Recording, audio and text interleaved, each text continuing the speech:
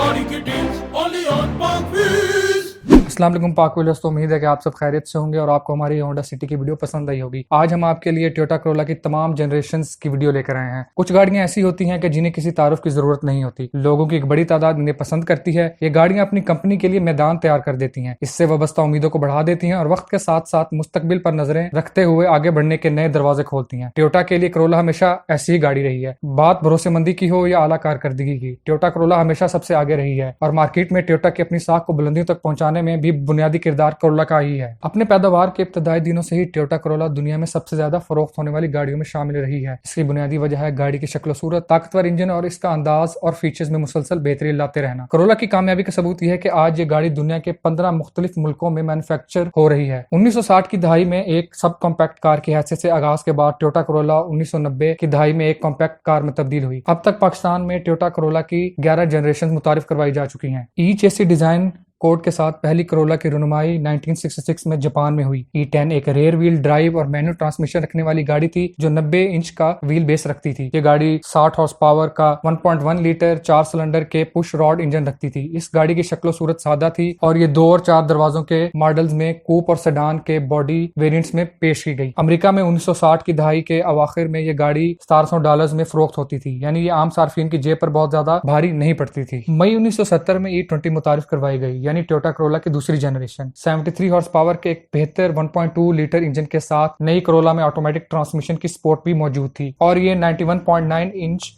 के wheel base के साथ आई थी। टोयोटा ने इस गाड़ी की जाहिरी शक्ल सूरत और कंफर्ट लेवल पर बहुत तवज्जो मरकूज की। इसके साथ साथ इसके इंजन को भी बेहतर बनाया गया और इसे 1.2 लीटर से 1.6 लीटर में कन्वर्ट कर दिया गया। अपग्रेड के साथ साथ E20 की फरोख्त भी बढ़ती रही और इस वक्त दुनिया में दूसरी सबसे ज्यादा फरोख्त होने वाली कार बन गई। अगस्त 1974 में टोयोटा कोरोला की तीसरी जनरेशन पेश की गई। इस जनरेशन में कोरोला की मुख्तलिफ गाड़ियां पेश की गई। एक्सटीरियर में तब्दीलियां की गई, कुछ वेरिएंट्स जरा बड़े थे और इनका वजन भी ज्यादा था। कुल मिलाकर 2 दरवाजों वाली हार्ड टॉप से लेकर 4 दरवाजों वाली सेडान और 5 दरवाजों वाले वैगन मॉडल तक इस जनरेशन की कोरोला में पेश किए गए। इन मॉडल्स में 1.2 लीटर इंजन से लेकर 1.6 लीटर इंजन तक पेश किए गए थे। इस जमाने में गाड़ियों से धुएं के खराज के हवाले से सख्त कवानीन बनने लगे थे, इसलिए टोयोटा ने एहतियात से काम लिया और इन मयारात पर पूरा उतरने के लिए टेक्नोलॉजी पर भरपूर तवज्जो की। इंटीरियर में कई तब्दीलियां की गई, जिनमें hand brake warning light, seat belt sporting, emergency locking, side Windows defrosting और इस तरह की दूसरी कई सहूलियात पेश की गई। टोयोटा कोरोला की तीसरी जनरेशन दुनिया में सबसे ज्यादा फरोख्त होने वाली कार भी बनी, जिसकी सालाना फरोख्त 3 लाख गाड़ियों तक पहुंची। टोयोटा ने 1979 में अपनी फोर्थ जनरेशन E70 के नाम से लॉन्च की थी। 1979 में पेश की गई इस जनरेशन में बड़ी एरोडायनामिक तब्दीलियां की गई।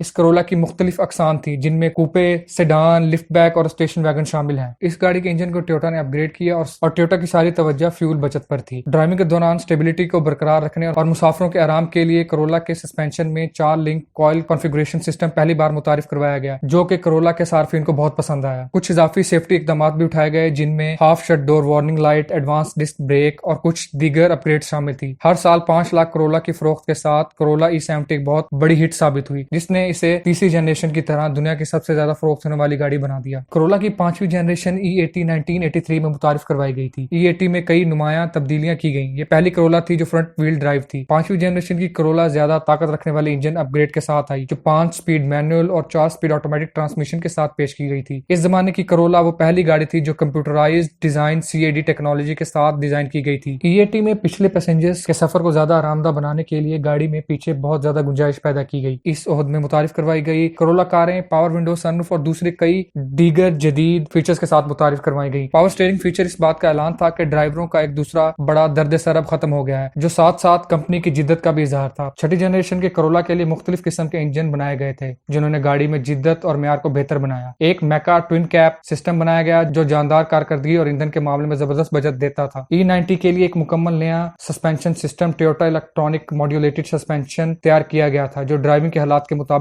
एडजस्ट होता था। E100 टोयोटा कोरोला की 7वीं जनरेशन थी, जिसे 1991 में पेश किया गया। अब तक कोरोला अपने आला मयार के साथ साथ जमालियात और जानदार कारकर्दगी की वजह से आलमी सतह पर एक अलामत बन चुका था। अपग्रेडिंग और जिद्दत की उम्मीद के साथ नई कोरोला एक ऐसी बॉडी शेल लगती थी जो ज्यादातर गैल्वनाइज्ड स्टील पर मुश्तमिल था। इंटीरियर की गुंजाइश में इजाफा किया गया और ड्राइविंग को पुरसकून और खामोश बनाने के लिए कोशिश की गई। ज्यादा ताकतवर इंजन भी दिया गया। 2 डीजल वेरिएंट्स 2.0 लीटर और 2.2 लीटर मुतारिफ करवाए गए। मैनुअल वर्जन के लिए 4 से 6 और ऑटोमेटिक वर्जन के लिए 3 से 4 ट्रांसमिशन पेश की गई। बर्तानिया में सितंबर 1994 से तमाम नई गाड़ियों में ड्राइवर के लिए एयरबैग लाजमी करार दिया गया। 1997 के आखिर तक कोरोला फॉक्सवैगन की बीटल को पीछे छोड़ते हुए तारीख की सबसे ज्यादा फरोख्त होने वाली गाड़ी बन गई थी, जो बजाते खुद एक बहुत बड़ा कारनामा है। टोयोटा ने E100 की पैदावार 1997 तक जारी रखी। 8वीं जनरेशन की कोरोला E110 की पैदावार का आगाज 1995 में हुआ। एक नई सदी शुरू होने वाली थी, इसलिए सार्फिन की तवक्कुआत और उम्मीदें आसमान पर थी। इस मौके पर टोयोटा को एक बहुत ही बेहतरीन और आला कारकर्दगी वाली गाड़ी पेश करना थी। तब 8वीं जनरेशन के लिए एक नया 4 सिलेंडर 1.8 लीटर DOHC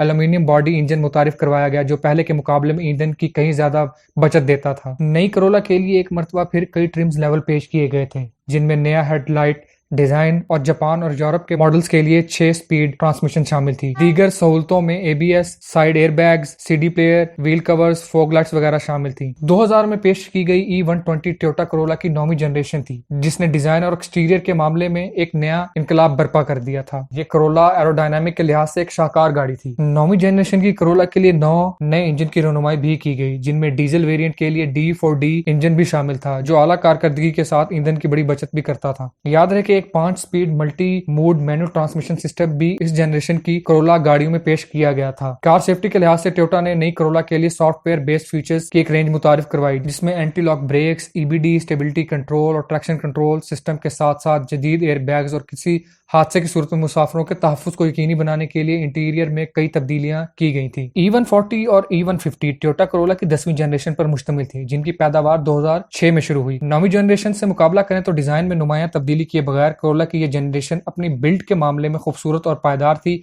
और 4 दरवाजों की सेडान और 5 दरवाजों के स्टेशन वैगन स्टाइल में पेश की गई थी। 10वीं जनरेशन में कई इंजन मुतारिफ करवाए गए थे, जिनमें 1.3 लीटर से लेके 2.4 लीटर के पेट्रोल वेरिएंट और डीजल टाइप के लिए 1.4 लीटर और 2.9 लीटर के D4D इंजन शामिल थे। ट्रांसमिशन चंद मॉडल्स में 4 स्पीड सुपर CVTi तक गई, जबकि बाकी प्रोडक्शन यूनिट्स के लिए मैनुअल और ऑटोमेटिक वेरिएंट्स जारी रखे गए। जदीद मॉडल्स की सेफ्टी के लिए टोयोटा ने गाड़ी के ABS, व्हीकल स्टेबिलिटी कंट्रोल और ट्रैक्शन कंट्रोल सिस्टम्स पर काम किया। कंपनी ने 2013 में अपनी 11वीं जनरेशन भी लॉन्च की, जिसका 2017 में फेसलिफ्ट भी लॉन्च किया गया। 2019 में दुनिया भर में टोयोटा ने अपनी 12वीं जनरेशन इंट्रोड्यूस करवा दी है, जिसे कोरोला 2020 के नाम से जाना जाता है, और ये फिर दुनिया में एक बार सबसे ज्यादा फरोख्त होने वाली गाड़ी बन गई है। पाकिस्तान में अभी तक 11वीं जनरेशन फरोख्त हो रही है और 12वीं जनरेशन लॉन्च होने के कोई खबर नहीं है। पाकिस्तान में टोयोटा ने कोरोला के 1.3 वेरिएंट्स को डिसकंटिन्यू करके यारिस को लॉन्च कर दिया है, जो टोयोटा की एक सब कॉम्पैक्ट सेडान गाड़ी है। 12वीं जनरेशन का बेताबी से पाकिस्तानी को इंतजार है। देखें अब कब टोयोटा इंडस्ट्रीज को लॉन्च करता है और कितने पैसों में करता है। हमें अपनी राय से आगाह करें कि आपको हमारी ये हिस्ट्री की सीरीज कैसी लग रही है, और साथ ही साथ हम आपके लिए एक सवाल छोड़े जा रहे हैं, जिसका